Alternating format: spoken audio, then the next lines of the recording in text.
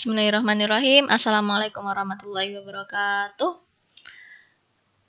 Pada bagian ketiga ini dari series menulis penelitian kuantitatif, kita akan membahas tentang karakteristik antara penelitian kuantitatif dan penelitian kualitatif secara umum, gitu ya.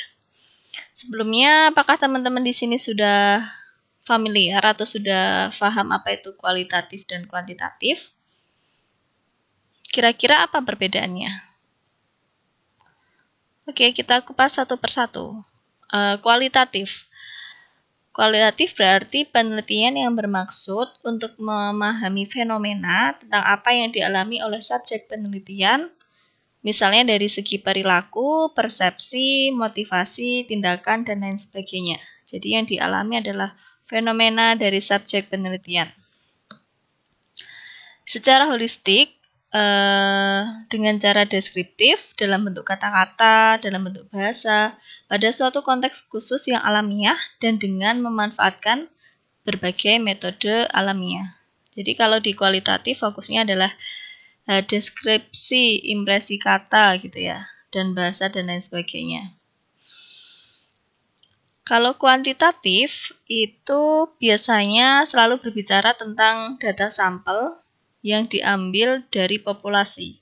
Jadi data sampel yang diambil ini dimaksudkan untuk mengeneralisasi populasi gitu ya. Kemudian kalau di kuantitatif membicarakan terkait variabel. Jadi perhatian utama pada kuantitatif itu adalah variabel, bukan subjek penelitian.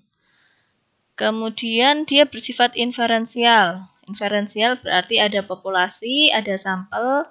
Dari sampel yang diambil itu bisa dilakukan generalisasi untuk populasi. Menggunakan data kuantitatif yang diperoleh melalui pengukuran. Jadi ciri khasnya adalah di kuantitatif itu ada yang namanya pengukuran atau terukur.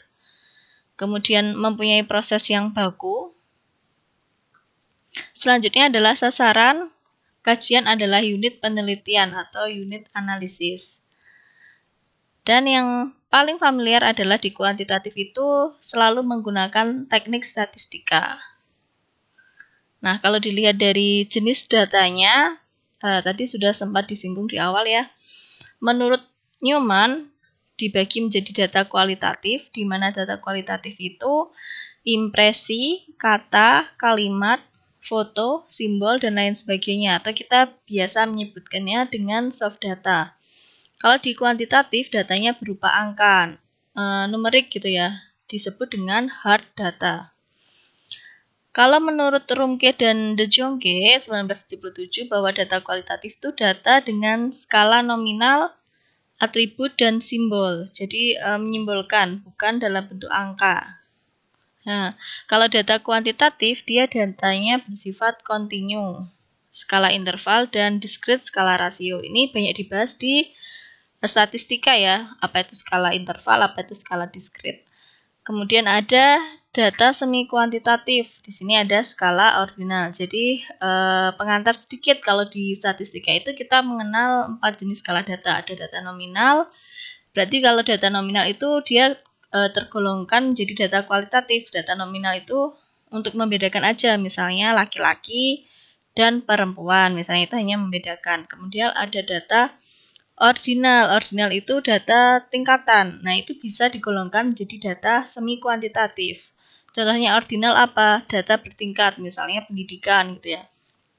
Kalau seorang responden gitu ya, kita meneliti seseorang atau subjek penelitian, kita tanyakan pendidikannya, pasti range jawabannya adalah SD gitu ya, SMP, SMA, atau mungkin sarjana. Nah, itu kan termasuk data kualitatif, tapi dia berjenjang, itu bisa digolongkan data dengan skala ordinal. Kemudian ada skala interval, ada skala rasio. Nanti contoh lebih lengkapnya kita bahas pada statistika di bagian skala data. Selanjutnya, terkait kuantitatif dan kualitatif, kita mempunyai beberapa aksioma dasar.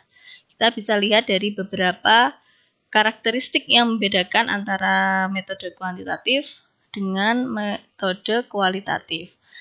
Misalnya, dari sifat realitas, kalau metode kuantitatif itu Karena dia kuantitatif atau quantity gitu ya, jumlah, maka dia dapat diklasifikasikan konkret, teramati, dan terukur gitu ya. Maka lawannya ketika di metode kualitatif, sifat realitasnya pasti holistik gitu ya. Holistik artinya keseluruhan. Dinamis, dia memandang suatu subjek penelitian atau manusia itu sesuatu yang bisa berubah gitu ya. Jadi bukan yang konkret, bukan yang teramati gitu, tapi lebih disifati dengan dinamis. Hasil konstruksi dan pemahaman. Nanti di metode kualitatif akan ada pembahasan sendiri ya di metode penelitian kualitatif. Kalau yang di sini hanya dikupas sedikit saja gitu, buat perbandingan antara kuantitatif dan kualitatif.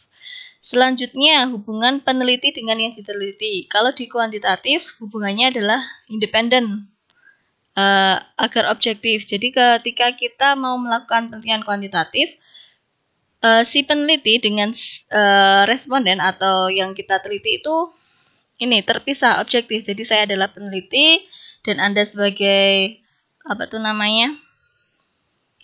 yang saya teliti, tidak ada sangkut pautnya atau hubungan yang lebih interaktif.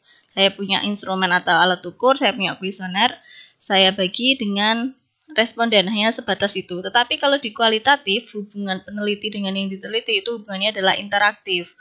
Maksudnya ada hubungan timbal balik gitu ya. Jadi misalnya mau pertanyaan pun ada pertanyaan timbal balik. Kalau di kuantitatif tidak demikian, hanya sekedar si peneliti memberikan kuesioner gitu ya kepada si yang diteliti gitu.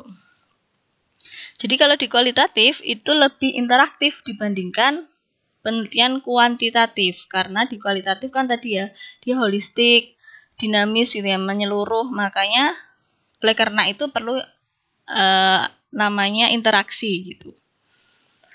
Kemudian selanjutnya hubungan variabel. Kalau di metode kuantitatif hubungan variabelnya biasanya hubungan sebab akibat gitu ya, misalnya korelasi atau komparatif. Kalau di kualitatif itu yang diamati adalah interaktifnya atau interaksinya, hubungan timbal balik antar subjek penelitian yang ingin diteliti. Kemudian selanjutnya pada aksioma kemungkinan generalisasi. Kalau di kuantitatif itu biasanya digunakan untuk membuat generalisasi. Jadi misalnya populasinya adalah mahasiswa UIN gitu ya. Kita ambil sampel beberapa mahasiswa UIN, tapi nanti hasilnya adalah kesimpulannya adalah kita buat general. Jadi kesimpulannya adalah mewakili seluruh mahasiswa UIN, misalnya seperti itu. Kalau di metode kualitatif, kemungkinan generalisasinya tidak bisa, karena kalau di kualitatif itu hanya mungkin dalam ikatan konteks dan waktu tertentu saja, gitu, subjeknya terbatas. Kemudian di peranan nilai di metode kuantitatif itu cenderung bebas nilai. Jadi karena tadi hubungannya dengan antara peneliti dengan yang diteliti adalah independen gitu ya, objektif, maka biasanya tidak membawa nilai yang dibawa oleh peneliti gitu ya. Tetapi kalau di kualitatif itu biasanya terikat nilai-nilai yang dibawa peneliti dan sumber data. Jadi misalnya kalau di kualitatif itu kan kita terjun langsung ke subjek penelitian, maka kita akan membawa si peneliti itu akan membawa nilai-nilai dirinya.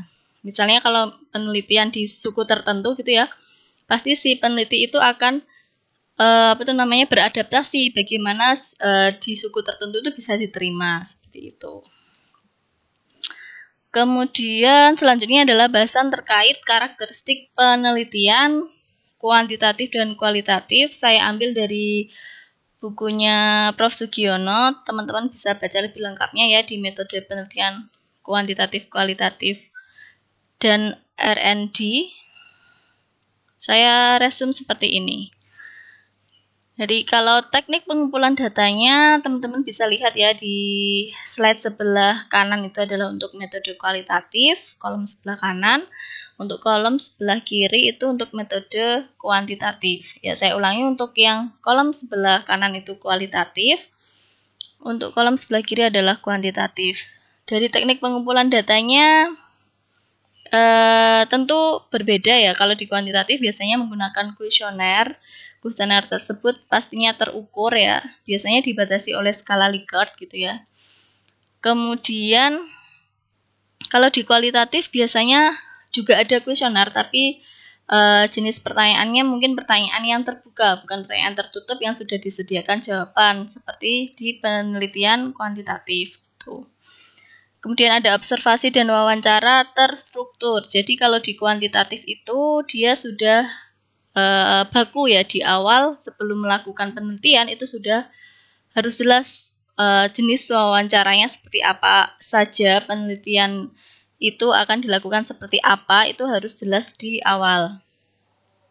Sedangkan kalau metode kualitatif biasanya bisa berkembang seiring berjalannya penelitian gitu ya. Teknik pengumpulan data kualitatif bisa dengan observasi partisipan, interview, dokumentasi, maupun triangulasi. Untuk pengecekan keabsahan data dari berbagai sumber bisa, berbagai teknik juga bisa. Nanti akan dibahas lebih lengkap di metode penelitian kualitatif. Kemudian instrumen penelitian.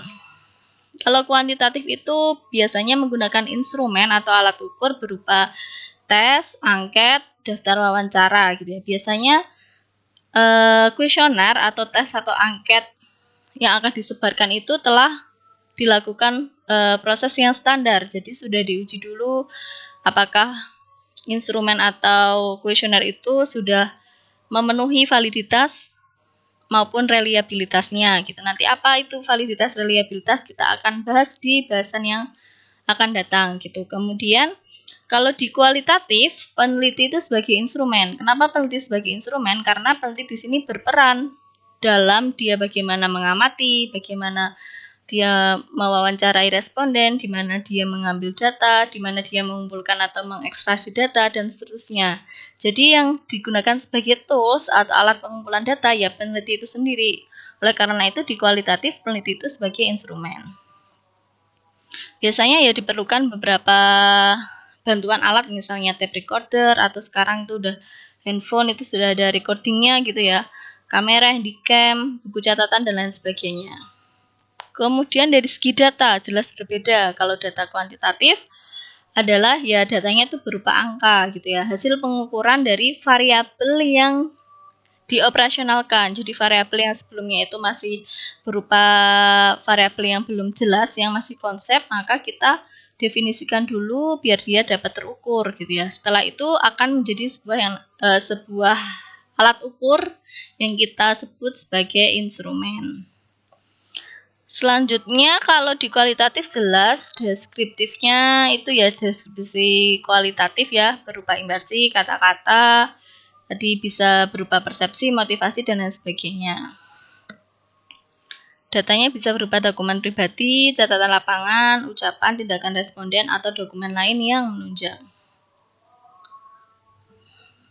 Dari segi sampelnya, kita lihat kalau di kuantitatif, biasanya sampelnya cenderung besar ya, karena kita menggunakan metode statistik, ada beberapa asumsi yang harus dipenuhi, misalnya sampelnya itu harus sekian gitu ya. Kemudian sampel yang kita ambil juga harus representatif, artinya menggambarkan dari populasi yang ada gitu ya. Biasanya ya dilakukan sedapat mungkin random atau acak. Dan biasanya sampel ini kalau di kuantitatif sudah ditentukan sejak awal. Maksudnya mau mengambil berapa orang sampelnya misalnya, atau yang jadi sampel itu siapa gitu harus ditentukan sejak awal. Cara mengambil sampelnya bagaimana itu juga harus ditentukan sejak awal. Kalau di kualitatif sampelnya itu lebih kecil gitu ya, misalnya 1 orang 2 orang itu sudah bisa. Kalau di kualitatif biasanya karena sampelnya itu kecil, maka di kualitatif ini tidak representatif, artinya tidak bisa digunakan untuk proses generalisasi. Jadi memang terbatas dalam konteks waktu tertentu gitu ya, waktu dan lingkup tertentu. Kalau di kuantitatif dia tadi mengambil sampelnya random, kalau di kualitatif biasanya purposif ya, purposif sesuai dengan tujuan penelitian. Kemudian snowball itu salah satu pengambilan sampel di mana sampel kedua dan seterusnya itu bergantung pada sampel sebelumnya. Jadi misalnya pengambilan sampel kedua itu didasarkan dari pertimbangan sampel pertama dan seterusnya gitu. Dan sampel di kualitatif ini bisa berkembang saat penelitian. Jadi ketika penelitian sudah berlangsung, misalnya mau menambah sampel, atau mengubah sampel dan sebagainya, asal sesama konteks penelitian ya tidak apa-apa. Kalau di kualitatif seperti itu. Kalau di kuantitatif tidak bisa, dia harus baku ditentukan sejak awal. Gitu. Dari segi analisis tentu juga sangat berbeda gitu ya. Kalau di kuantitatif, analisis itu bisa dilakukan setelah semua data selesai untuk dikumpulkan gitu ya. Ini misalnya di bagian sampel itu teman-teman membutuhkan 30 sampel, maka analisis bisa dilakukan setelah 30 data tersebut terkumpul. Biasanya setelah dikumpulkan 30 data sampel itu, kita analisis sesuai dengan metode statistik yang sesuai sama tujuan penelitian untuk kita lakukan pengujian hipotesis. Gitu ya. Kalau di kualitatif, itu analisis bisa dilakukan sejak awal gitu ya. Misalnya satu sampel kita analisis dulu gitu ya. Kemudian biasanya kalau di kualitatif tuh analisisnya itu mencari pola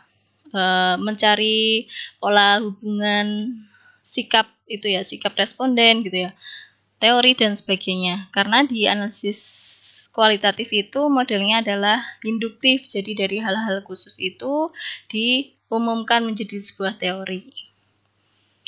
Hubungan dengan responden tadi sudah disinggung sedikit di bagian aksioma ya. Kalau hubungan dengan responden, kalau kuantitatif tadi independen objektif gitu ya. Jadi ada jarak antara peneliti dan yang diteliti gitu ya.